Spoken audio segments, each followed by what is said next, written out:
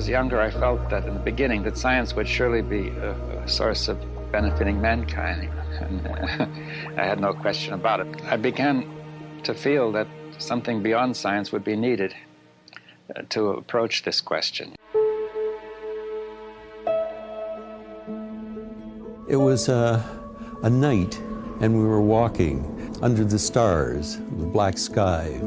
And he looked up to the stars and he said, ordinarily, when we look to the sky and look to the stars, we think of stars as objects far out and vast spaces between them. He said, there's another way we can look at it. We can look at the vacuum, at the emptiness, instead as a plenum, as infinitely full rather than infinitely empty. And that the material objects themselves are like little bubbles, little vacancies in this vast sea. So David Bohm, in a sense, was using that view to have me look at the stars and to have a sense of the night sky all of a sudden in a different way, as one whole living organism, and these little bits that we call matter is sort of just little holes in it. He often mentioned just one other aspect of this, that this plenum, in a cubic centimeter of the plenum, there is more energy matter than in the entire visible universe. David Bohm was a physicist, philosopher, explorer of consciousness. The man Einstein called his spiritual son, and the Dalai Lama his science guru. But his ideas were a threat to his peers in the science community, as well as to the government. As a result, he would pay a great price for sharing them at a time in history that was fraught, and with a world that was not ready to receive them. This is the story of his life and his explorations in physics, philosophy, and consciousness, and a search for unity and wholeness at the crossroads of science and spirituality.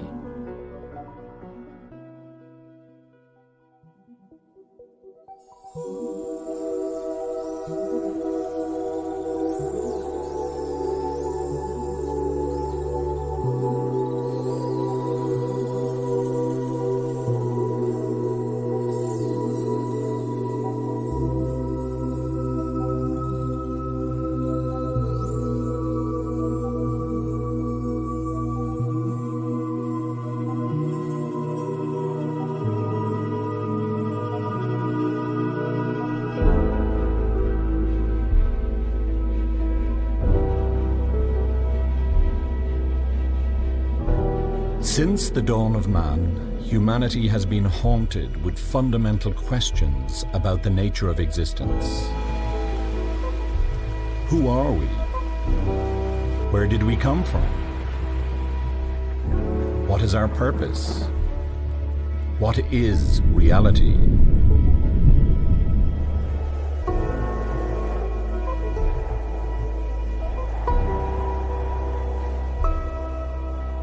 Buddha himself expressed to his follower, monks, scholars should not accept his teaching out of faith, but rather thorough investigation and experiment. Therefore, we trained that way. Always why? Not easily say yes.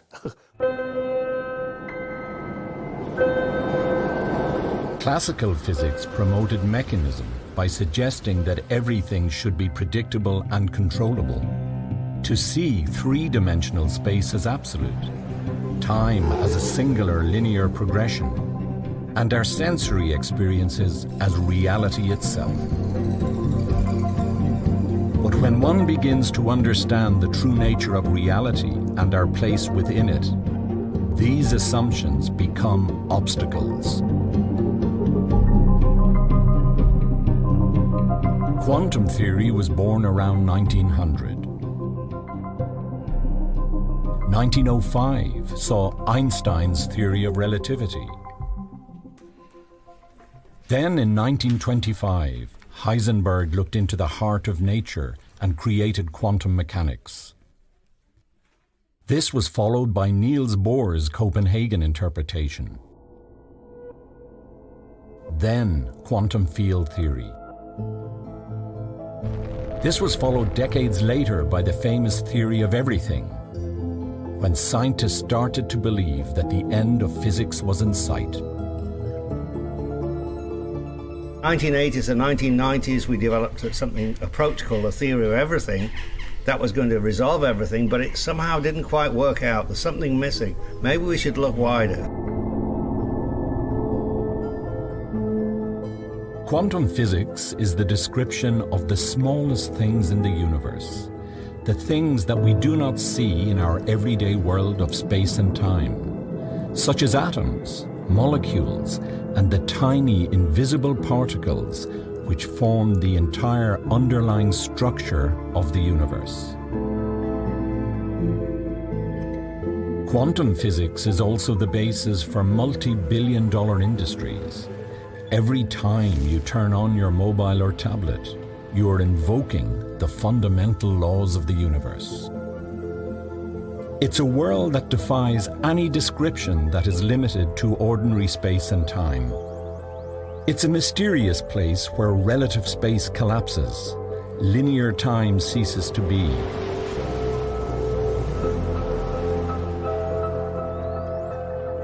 Everything in the known universe emerges from it. Everything we are and everything we do is dependent on it.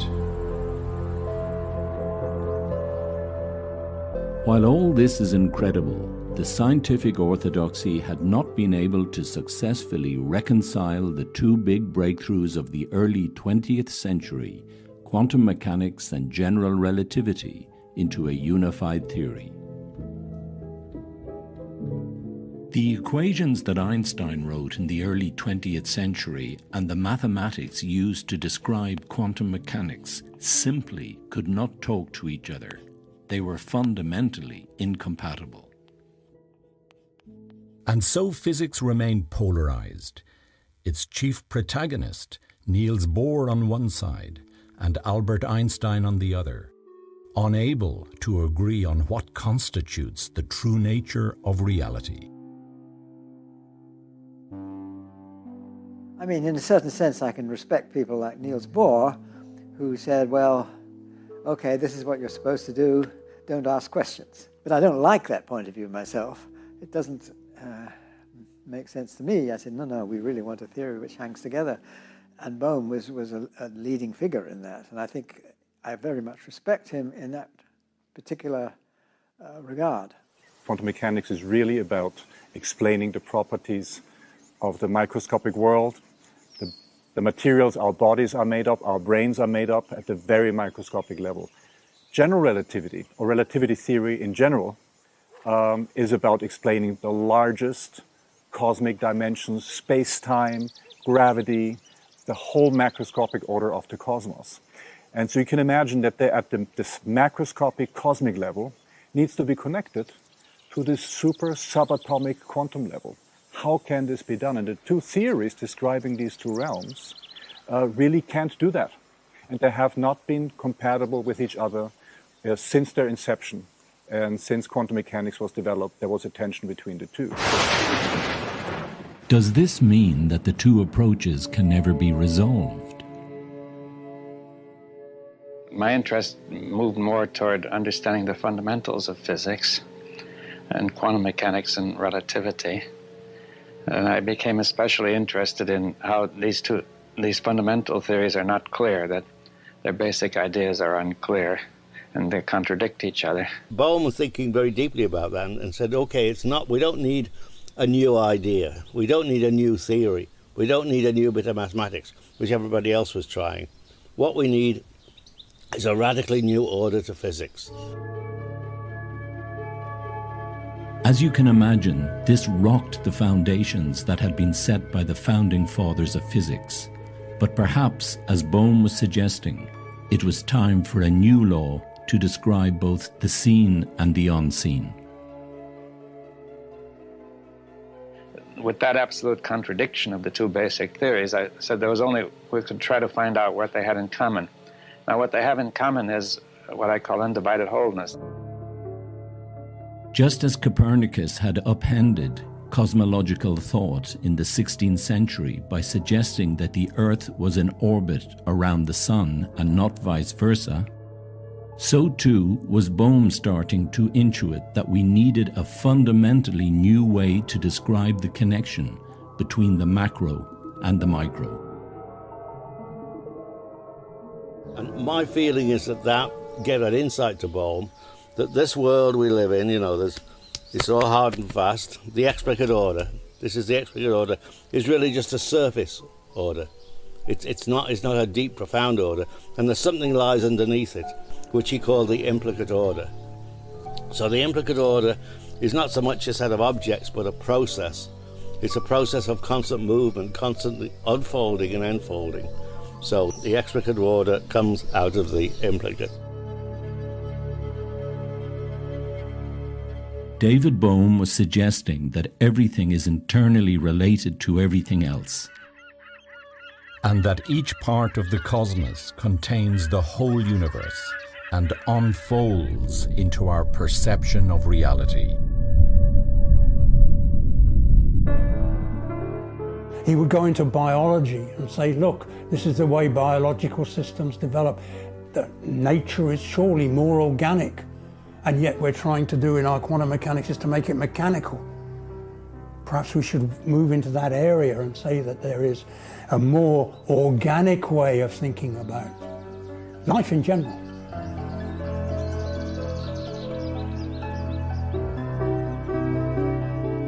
That's the key. That's the deepest hidden level of reality, the gate of all wonders.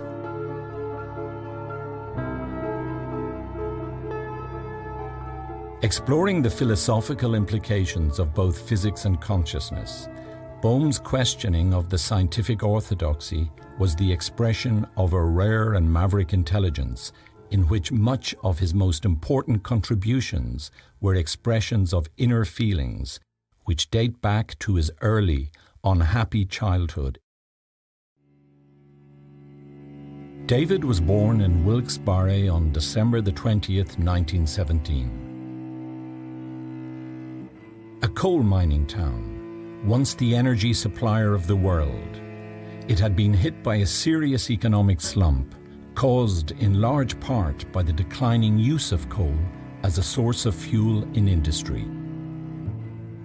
There was a great deal of unemployment and suffering, and people were out of jobs and banks were failing. People were talking about things getting very bad, even revolution. And then Roosevelt came in and he produced all these new measures which gave people hope, you see. And I think they lifted things up a little bit and gave people some hope that at least it would get better. His mother was hospitalized on several occasions for mental illness, and his father was distant and disapproved of his son's interest in science, hoping instead that David would one day take over the family business. Life for the young David was not ideal. Bohm was sort of unhappy. He was unhappy at home and unhappy with his father who ran a used furniture sales shop. And Bohm, the ambition was that Bohm would own the biggest used furniture sales shop in Wilkes-Barre, Pennsylvania. Bohm didn't want to do that. He wanted to explore ideas, and his father wasn't very happy about that. And he felt he lived in a rather brutal world. And one day he got hold of a science fiction story called The Skylark of Space, about a boy who travels off to other planets in a spaceship. That was his dream. If I can go to other planets, there'll be ideal worlds. So for him, this world we live in, this world of space and time, is sort of imperfect. It's an illusion. And beyond that is a much deeper reality. That was his school vision. And then as he grows up and becomes older, that becomes his vision of what he called the implicate order. That beyond the everyday Newtonian worldview, there's a much deeper order he called the implicate order. And that was what he was groping towards. How do we uncover this deeper order of the world?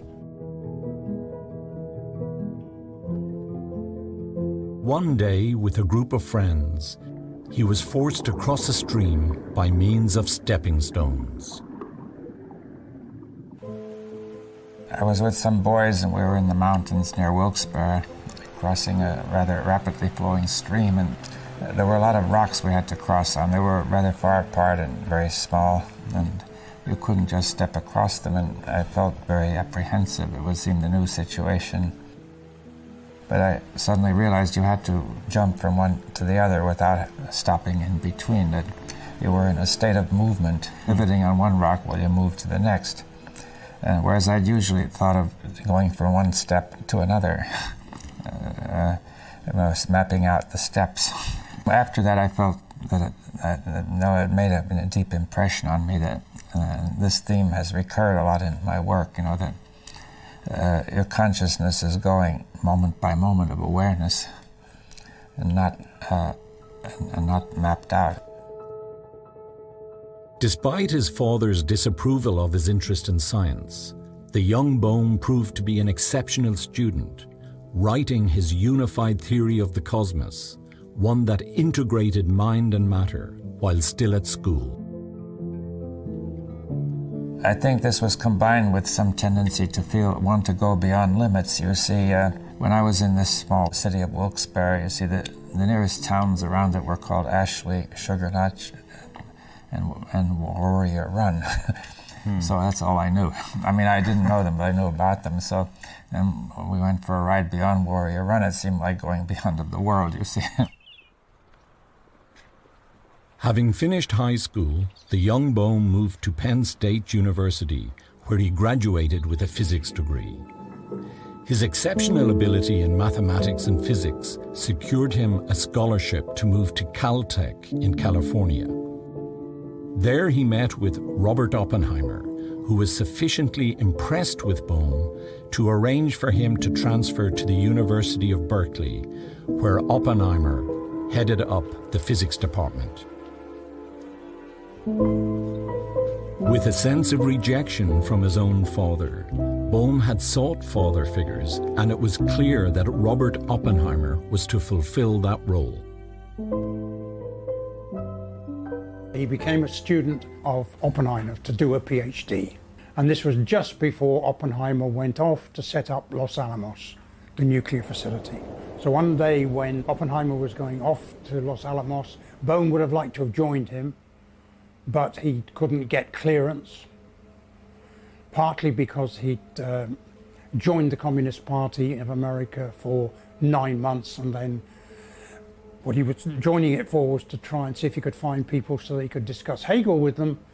He found they didn't even know who Hegel was, so he got totally disinterested and didn't go again. But because of actually paying a fee, he got smeared with communism. Bohm's mathematical calculations proved useful to the Manhattan Project in their quest to build the world's first atomic bomb. But the brigadier general in charge told Oppenheimer that Bohm was to be kept out. He suspected Bohm might be a communist spy. Denied security clearance, Bohm lost access to his own work, making it impossible for him to complete his thesis. He said, I can't write the thesis because the papers have been classified. And Oppenheimer said, oh, okay, just let's get the papers, I'll give you a PhD. Oppenheimer needed Bohm's work and had a very important job to do. But little did Bohm know that his early philosophical idealism, coupled with unfolding global unease, would have a dramatic impact on the trajectory that his life would take from now on. The Americans were building the atom bomb. The Germans and the Russians are at war, and it's our duty to help the Russians. And many scientists, including Oppenheimer, felt we should talk to the president and suggest maybe we should tell the Russians what we're doing. In fact, the President of the United States at that time was in agreement with that, but it was Churchill who overruled him and said, you're crazy, don't tell the Russians anything. But that was it. There was a sympathy. Maybe the Russians should know a little bit of what we're doing. So maybe there was sympathy among some of Oppenheimer's students. Oppenheimer had gathered around him a circle of exceptional research students. Oppenheimer himself supported communist organizations and groups. For Bohm, politics and physics were inseparable, and he soon discovered that several of Oppenheimer's students were interested in what they termed the Russian experiment, in which a Marxist society would lead to the transformation of the individual. This idea also played into Bohm's work in physics, where he saw parallels between the movement of electrons and the possibility of individual human freedom. This led Bohm to one of his most important early discoveries, the theory of the plasma in metals. A plasma is called the fourth state of matter. There's gases, there's liquids, there's solids, and the fourth state is like a gas in which the gases are charged particles. So it would be a bit like what happens around the sun. You have a gas of charged particles. And in a metal, the idea was a metal, you'd have a lattice where all the nuclei are in the lattice, they're charged, and an electron runs through them. There's a gas of electrons running through. And Bohm's idea was, can I look at the gas? Can I find a theory for this gas? And what he found was that that the extent to which an electron participated in this gas, it became relatively free. So it went back to his old idea about the Russian experiment. To what extent, if I am a member of the collective, can I have individual freedom? It seems a paradox. If I'm a member of the collective, then I don't have freedom. I'm part of the group. But he found to the extent to which an electron participated in the plasma, it became free. It became free of the interaction of other electrons. So he began to see, yes, within the plasma, within the collective, there can be individual freedom. So it was both a theory of the plasma in metals and a theory of freedom in the collective. Now, having set up that plasma physics, he was recognized by the people in Berkeley, and he was offered a job at Princeton University. Remember, Einstein was at the Advanced Study Institute, but he was offered a job at Princeton because they thought him a very talented young American physicist. He went to Princeton and he took a room in a house next door to Einstein. So he met Einstein, they become close, he would go to Einstein. In the evening, Einstein would have, German expatriates over playing the cello, violin, have concerts, and he would go to those and talk a lot to Einstein. Dear Mr. Bohm, your letter has interested me very much. I am very astonished about your announcement to establish some connection between the formalism of quantum theory and relativistic field theory. I must confess that I am not able to guess how such unification could be achieved. Einstein said that he felt Bohm was his spiritual son. In this period, Bohm also wrote a standard textbook on quantum theory, which presented the orthodox Copenhagen interpretation of the theory as outlined by Niels Bohr. He then was asked to give a course on quantum mechanics, and he gave an orthodox course on quantum mechanics. At the end of the course, he thought, well, I don't really understand this quantum mechanics. So he said, the best thing to do if you don't understand something is to write a book. So he then wrote a book which he entitled Quantum Theory, which has a reputation of being one of the best books on quantum theory at the time.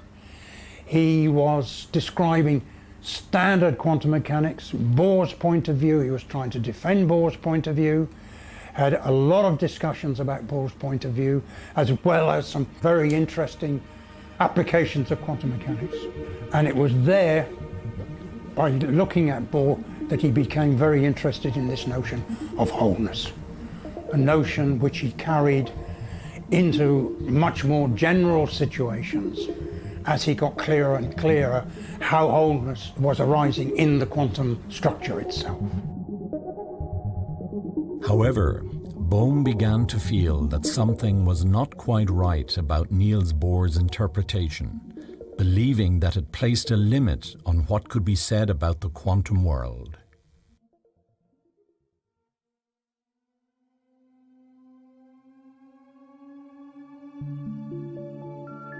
The quantum domain is the subatomic realm, the world of the smallest things in the universe. all that is invisible to the naked eye.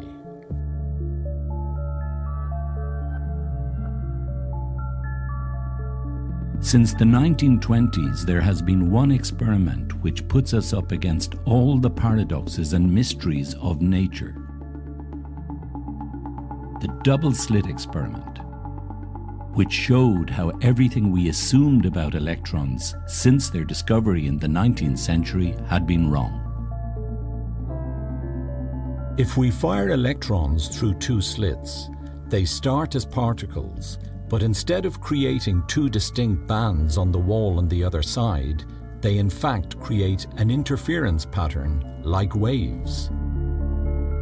In an effort to decode this mystery, physicists decided to put a measuring detector by one slit. But when they did, the electrons did not produce any interference pattern. The very act of conscious observation collapsed the wave pattern, and the electrons returned once again to behaving like particles.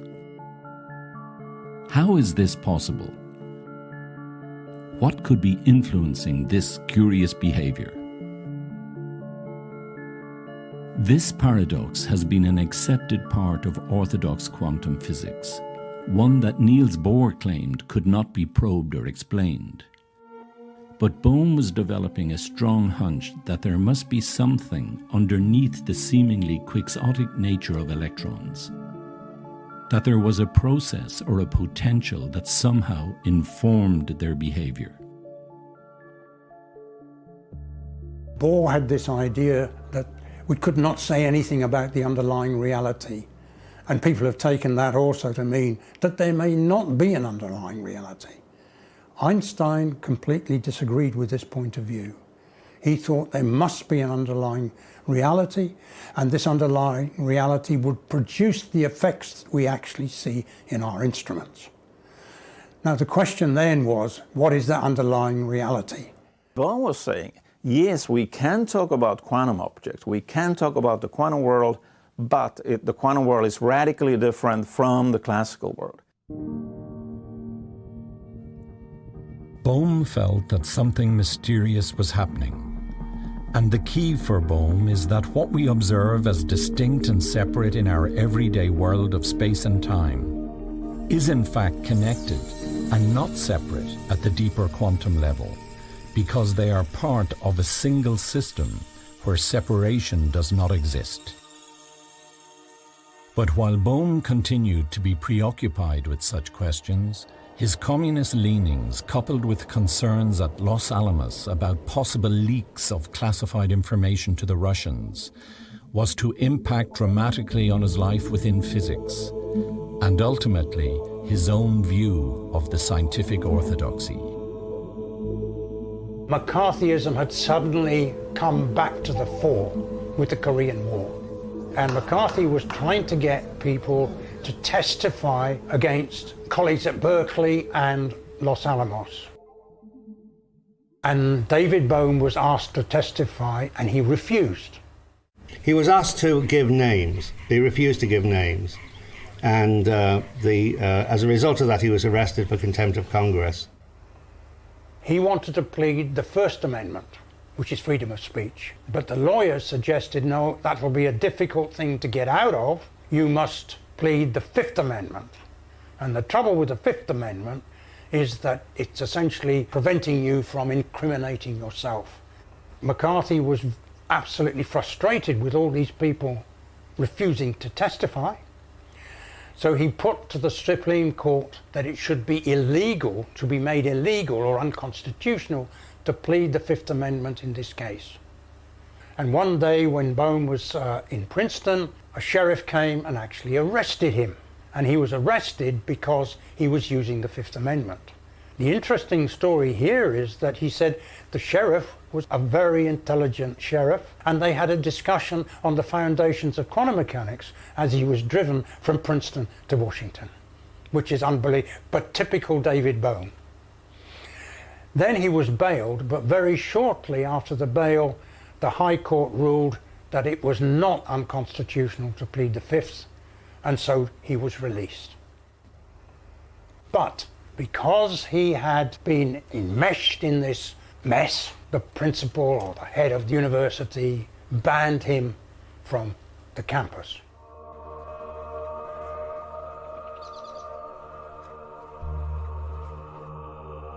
Einstein actually wanted him to become his assistant, but Oppenheimer objected. In fact, Oppenheimer saw Bohm in Princeton once and said, I thought I asked you to get out of the country because I think for your own safety you should leave the country. This was crushing to David Bohm on many levels. Just as he was gaining professional momentum and respect within the science community, his own mentor and surrogate father figure was telling him to get lost. Given Oppenheimer's power at the time, Bohm was quickly shunned by peers and friends. And I know he did write to Einstein. Einstein tried to help him, but no. The only thing was to leave the United States and go to Brazil. So he had no future in the States. He just had to leave, and that was it.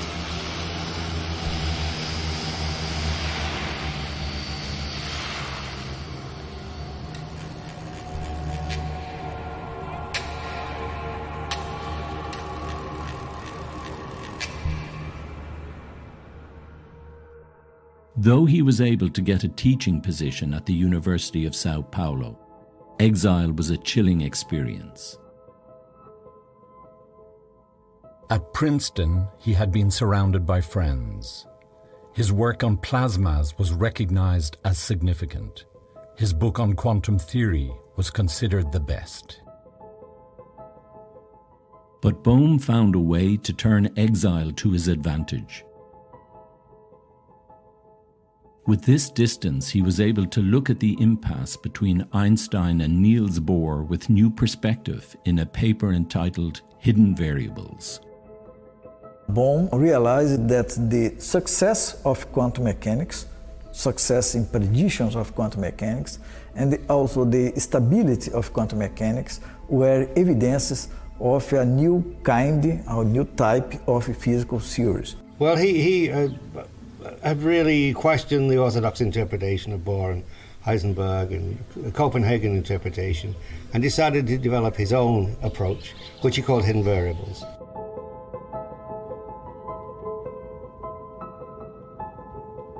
In the decades to come, hidden variables would become a key component to Bohm's intellectual legacy. But in 1952 it sparked hostility and would serve to finish him in the eyes of the physics orthodoxy. Bohm's hidden variables stated that the behavior of quantum particles were not chance processes, for the motion of electrons were guided by underlying pilot waves. When he finished his paper, he sent it for publication, believing it would act as a shockwave to physicists. And that was what he wanted. You know, some people say, no, I want to be accepted. No, it's not that I want to be accepted. I want to open the door to the debate. That he felt was with the Copenhagen interpretation, the orthodoxy had closed the door. There was a bit of controversy, but let's close the door. Let's all agree. We'll all come together. We'll come to Copenhagen. We'll all have some meetings. We'll have a lot of arguments, but in the end we'll agree, okay, we all believe the same thing. No, Bohm said, I want to open it up. So that's what he felt. When this paper comes out, it'll cause great controversy. He's in Brazil, the paper appears, nothing. He hears nothing. Only heard from one person, De Broglie's assistant. That's it. He heard nothing. And he was shocked. Why? Why is there nothing? Why aren't people writing to me? Why is there no controversy? This deeply puzzled Bohm, and it was only later that he discovered the reason.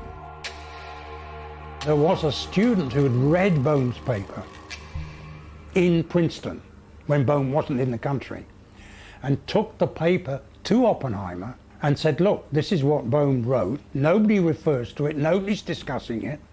What's wrong with it? And Oppenheimer said nothing. That Oppenheimer had called a conference at Princeton, invited the leading physicists to discuss Bohm's paper and find a flaw in the argument. If we cannot find an error in Bohm, we must all agree to ignore him. So word went out, ignore Bohm.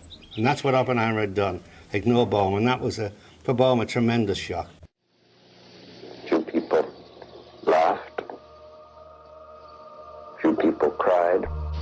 I remembered the line from the Hindu scripture, the Bhagavad Gita.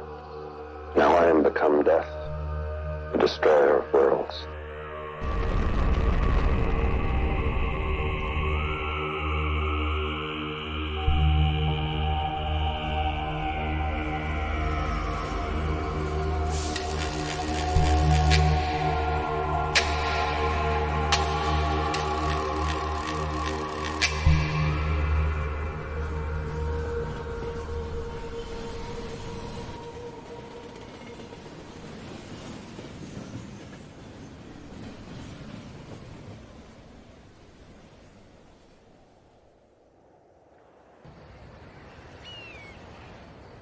Unhappy in Brazil, Bohm traveled to Israel, where he accepted a position at the Technion in Haifa.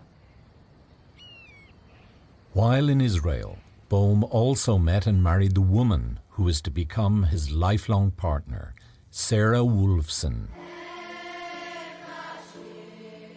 David had been exiled to Brazil after the House and American Activities business. And he was never happy there. You know, there were many problems, he felt.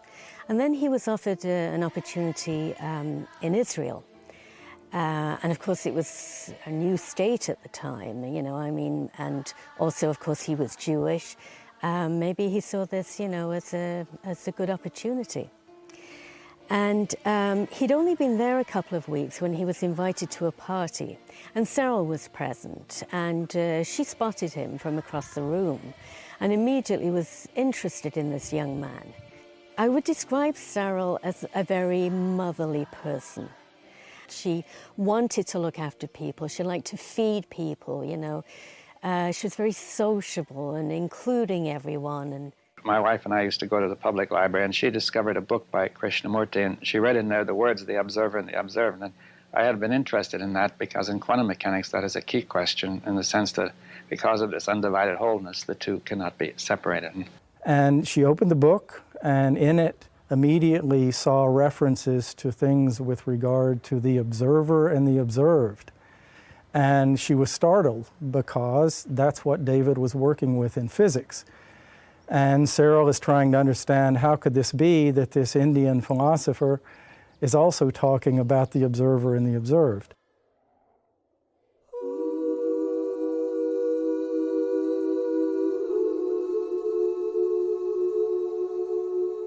From Israel, Bohm moved to Bristol, and it was here that his fundamental ideas on the nature of reality began to take fresh impetus.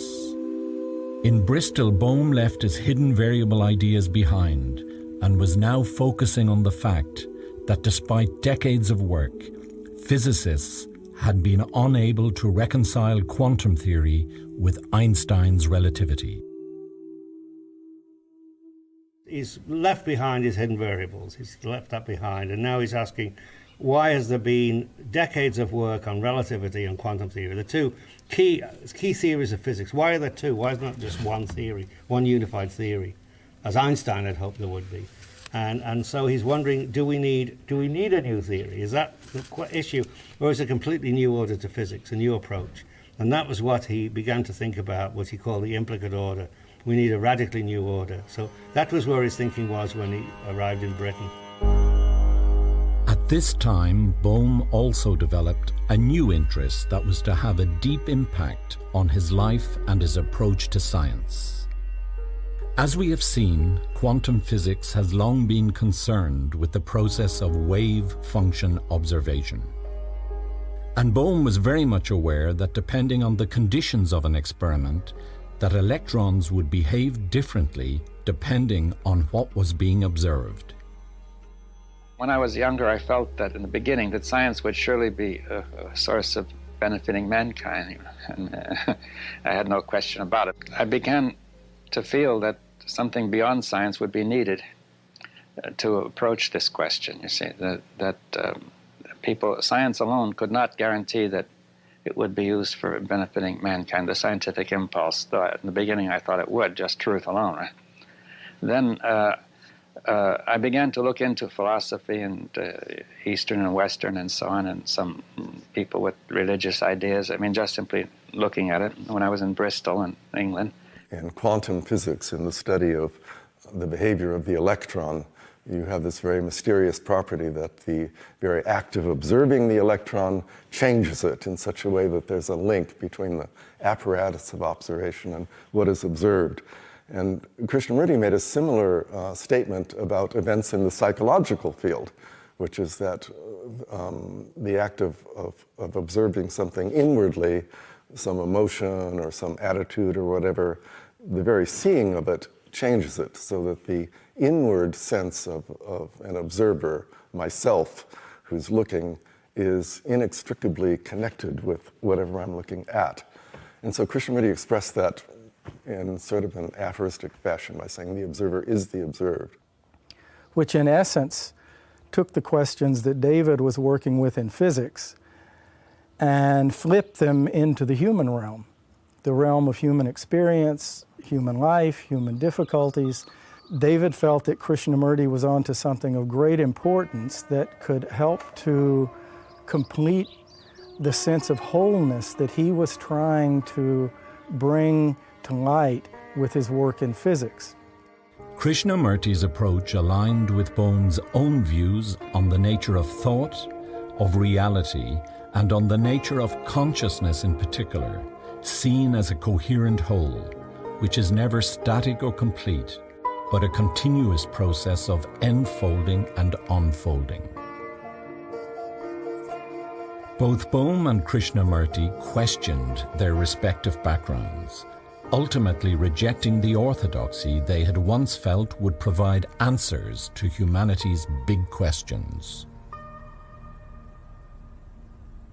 In his early life, he was kind of adopted by this organization called the Theosophical Society, which discovered him when he was a 14-year-old boy on the beach in South India.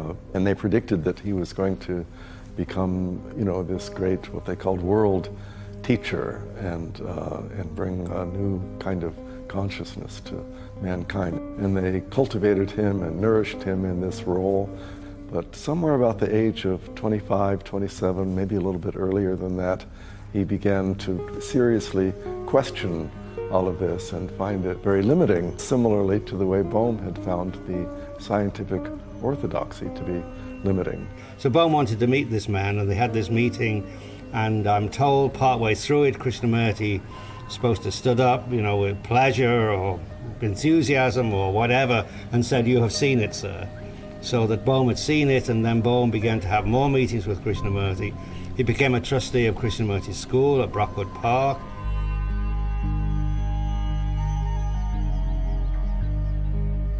It was at Brockwood Park that Bohm and Krishnamurti entered into a series of conversations whose themes covered the ending of time, the nature of mind, cosmic order, and much more over a 25-year period. And from Krishnamurti's perspective, it was very important for him because he felt as though he had a tremendous reservoir of insights to share with the world, but he felt like he couldn't necessarily bring it out by himself. He needed people to ask him. He needed people to dig and to question him. And of all the people he ever met, Bohm was the best at that. And I think Bohm, to some extent, formed a similar function for Krishnamurti, because Krishnamurti could raise questions with him that might not occur in another context. Grief is not my grief. Grief is human. Yes, but how are people to see that? Because a person caught in grief feels that it's his grief. I mean, doesn't that seem right? Yes, sir. I think it is because partly of our education, partly our society, tradition. But it's also implicit in our whole way of thinking. The whole way of thinking, quite right. So, but then we have to jump out of that, you see. Yes. But perhaps we can see that love is not personal. Love does not belong to anybody any more than any other quality does. Earth is not English Earth or French Earth. Earth is Earth. You see, and I was thinking of an example in physics that, say, if a scientist or chemist is studying an element such as sodium, you see, it's not that he studies his sodium and somebody else studies his sodium. And they somehow compare notes. Quite. Sodium is sodium. Sodium is sodium universally. Yes.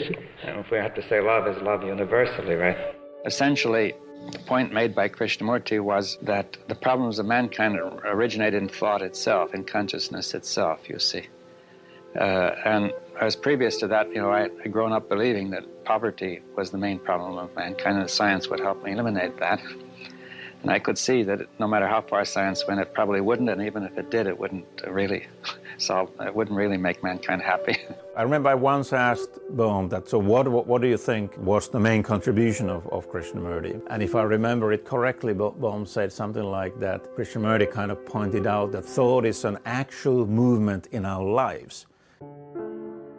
It's a physical movement, a physiological movement, and it has a tremendous power. It's behind almost all our problems.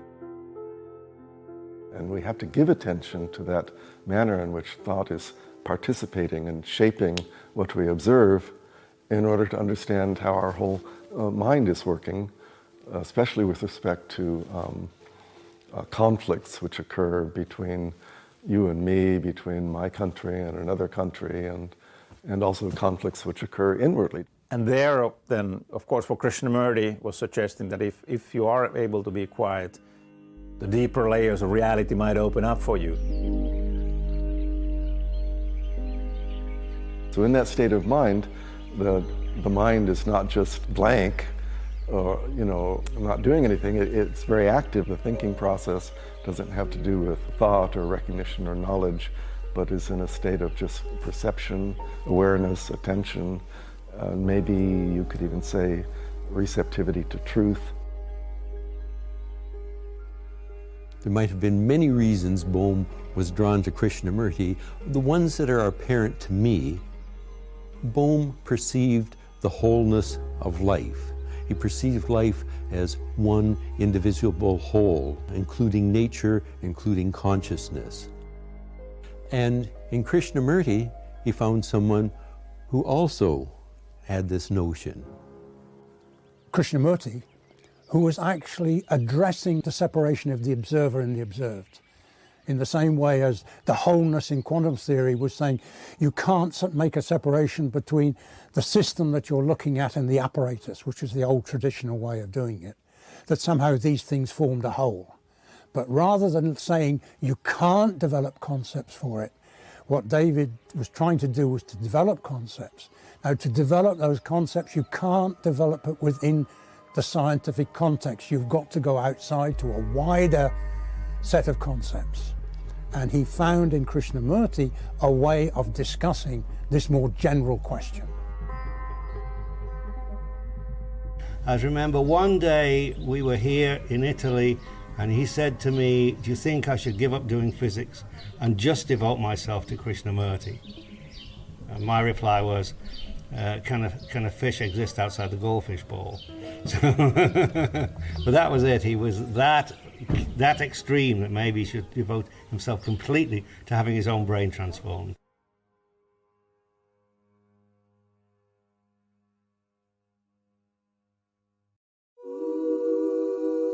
Having settled permanently in the UK, it was while at Birkbeck College in London that Bohm formed one of the most enduring science partnerships of his life with physicist Basil Hiley.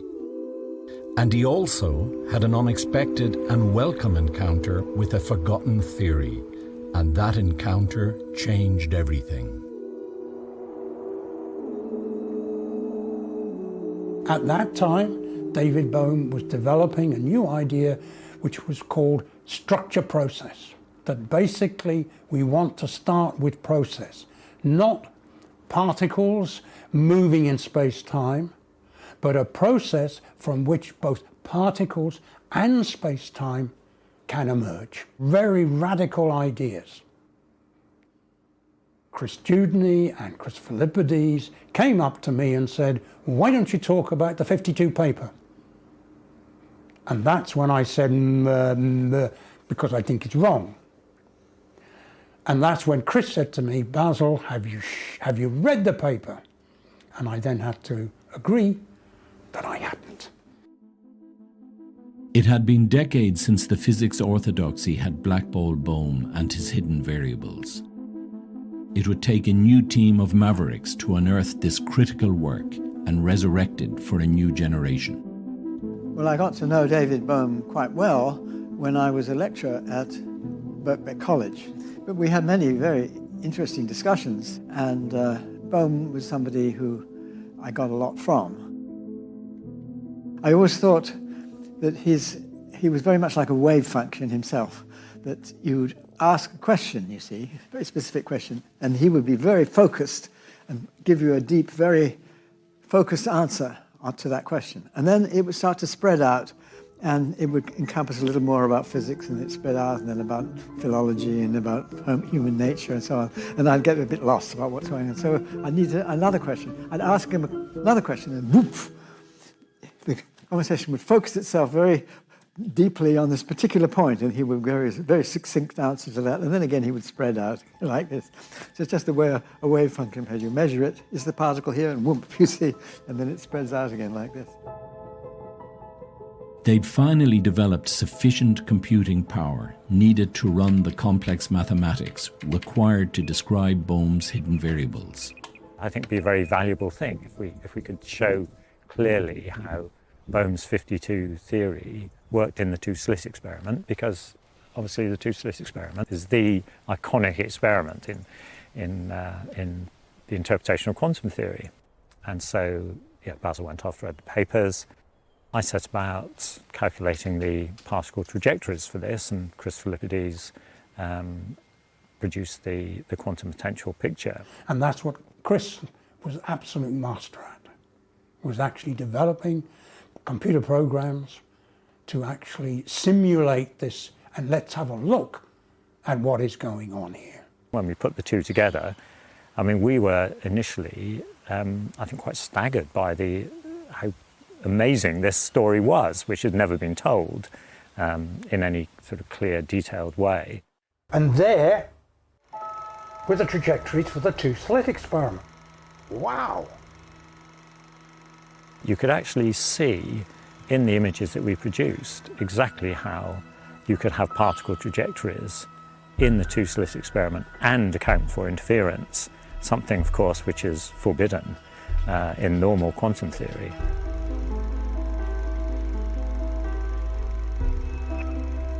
You could actually see how the thing worked exactly. You could follow individual particles as it was affected by this potential through space, and the quantum potential would guide the particles into the bright interference fringes. Wherever there was a dip in the quantum potential, that's the rate of change of a potential, which is a force, and the trajectories would jump across the ditch, and when they were on the plateaus, they would just come straight. And the end result was gathering these trajectories, which explained completely the interference pattern.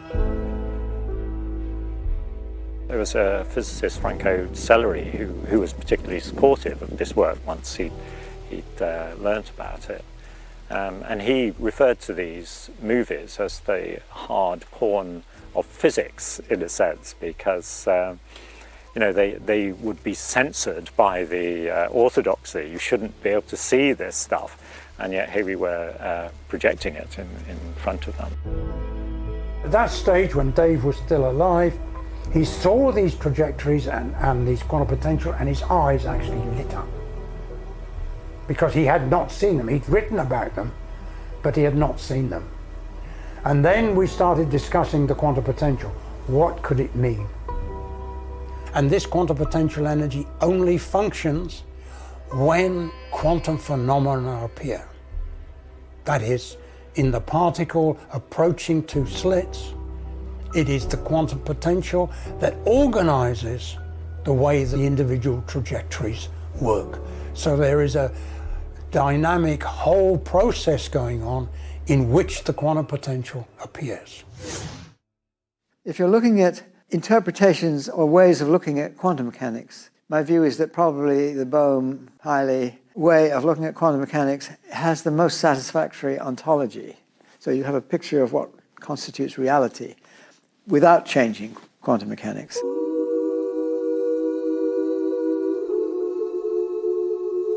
The Bohmian theory made a clear prediction about the non-locality of the world. What is non-locality?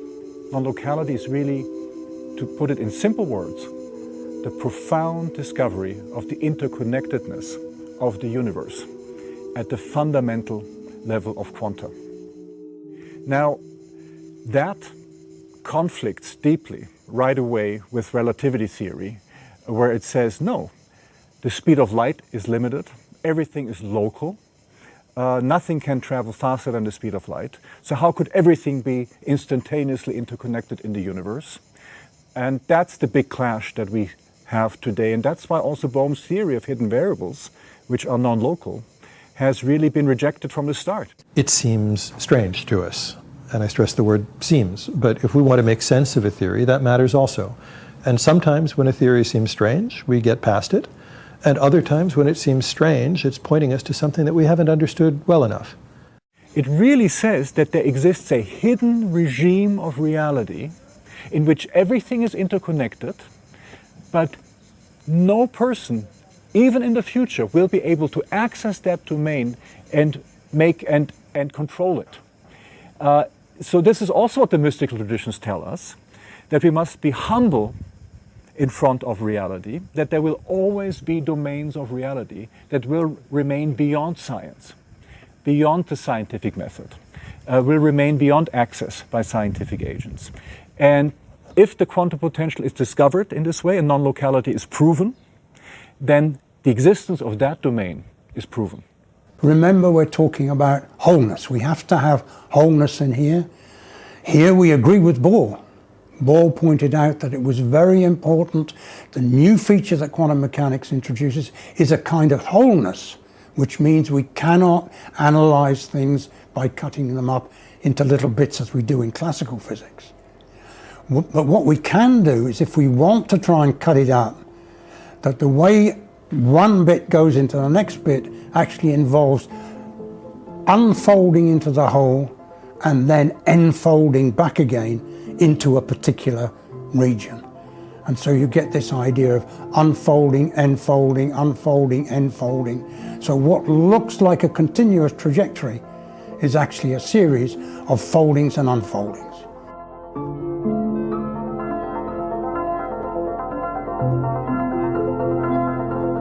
I tried to get some idea of what might be the process which was implied by the mathematics of the quantum theory. And this process is what I call enfoldment, that the mathematics itself suggests a movement in which everything, in which any particular element of space may have a field which unfolds into the whole, and the whole folds and enfolds into it. Right?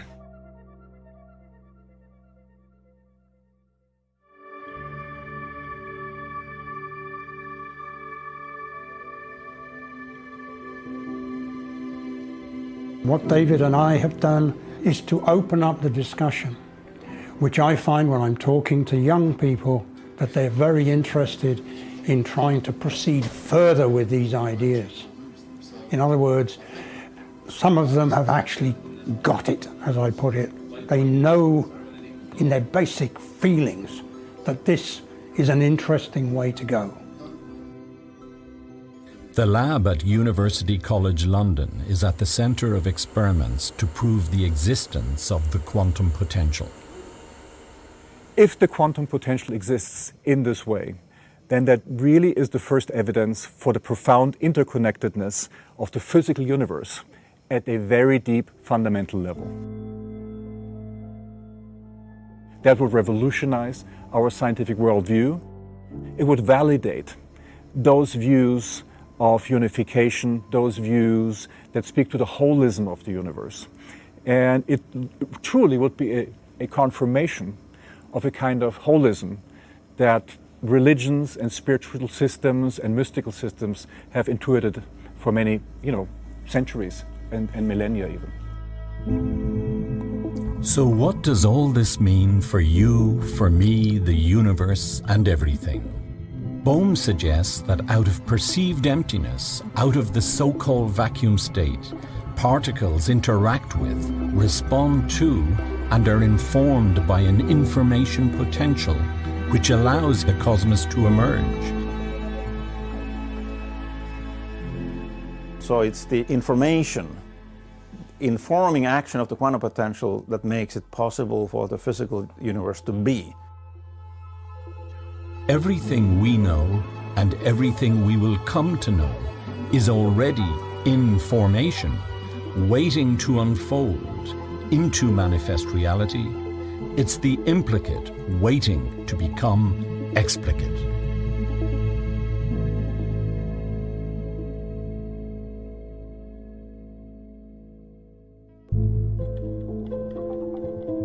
We aren't just things in space, we are places of transformation. And furthermore, our relationship with others, but with all phenomena, is very much a question of our relative positions. And I think that was something else that really deeply affected me about Bohm's work, the participant nature of the observer in the emerging of what we call reality.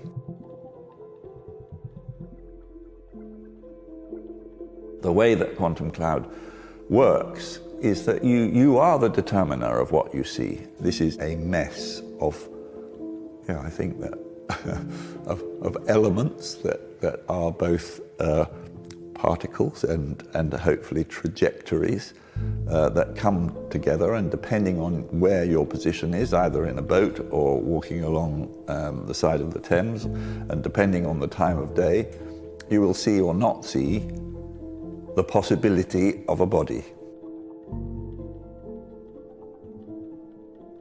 Quantum physics invites us to be participators in that emerging of a world, and it has very, very fundamental, I think, both philosophical, spiritual, and political implications, which are essentially that each of us is a co-producer of a world, that each of us is a co-producer of a possible future. The work of people like Einstein, Bohm, they are like huge windows opening in the imagination to a way of dealing with life and the things we encounter within it freshly and, in a sense, with the right level of uncertainty. The present ego identity is based, I think, on a wrong mode of thought, you see, in which a person identifies with his thoughts and with his body and with things, do you see? And which means that he's creating an illusion, right? That this self which people feel they have is only a show. It is not really there, but it is such a convincing show that everybody acts as if it were there, and that gives it an apparent reality. One of the most essential points of the scientific spirit is to acknowledge the fact or the interpretation of the fact, whether you like it or not. That is not to engage in wishful thinking or not to reject something because you don't like it. Is it possible scientifically to define this wholeness? Well, not really completely. Wholeness is an attitude or an approach, but it can be given a scientific realization, you see. I think two levels, interdependency. Firstly, external things, different nations, different country, environment, and human being, other animals, everything interdependent. So now, according to that reality, we have to take care about the whole world and environment. We are internally related to everything, not externally related. Consciousness is an internal relationship to the whole. We take in the whole and we act toward the whole. And that internal, whatever we have taken in, determines basically what we are. When we're passing through some sort of forest, no bird, we feel something missing. When we're passing through some birds singing, some birds flying, then we feel more full. So that's now the reality. So interdependency on that level.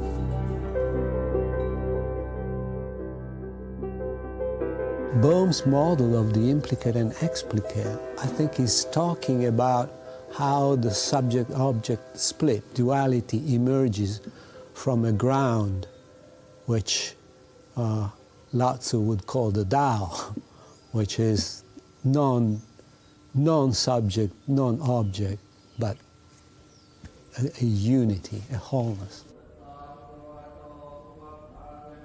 Ancient Indians only use mind or wisdom and sometimes meditation, no instrument. Now modern science use instrument.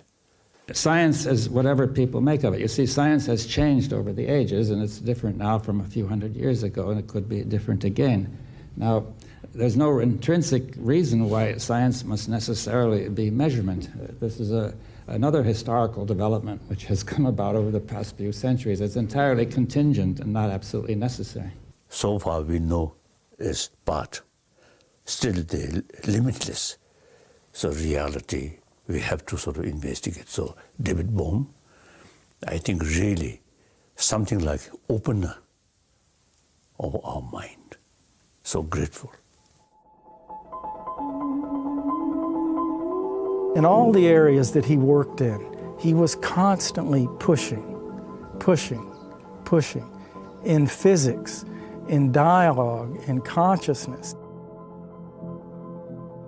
He became a scientist, I believe, in order to benefit humanity.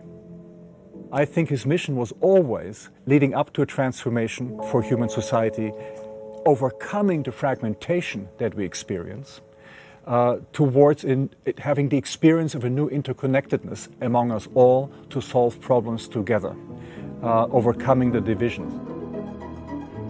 So in that sense, he represented a truly holistic, integrated vision of a human being. And I think as that, he can serve as a model for future generations. It's a revolution. It has radical implication about how we live our life, how we interact with the earth, how we interact with each other. And that revolution is unfinished.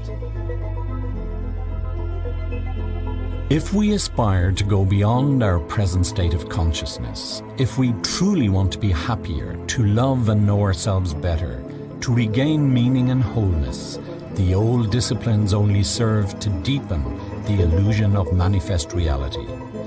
We must look beyond the veil of form to a realization of oneness, present in you, in me, the universe and everything.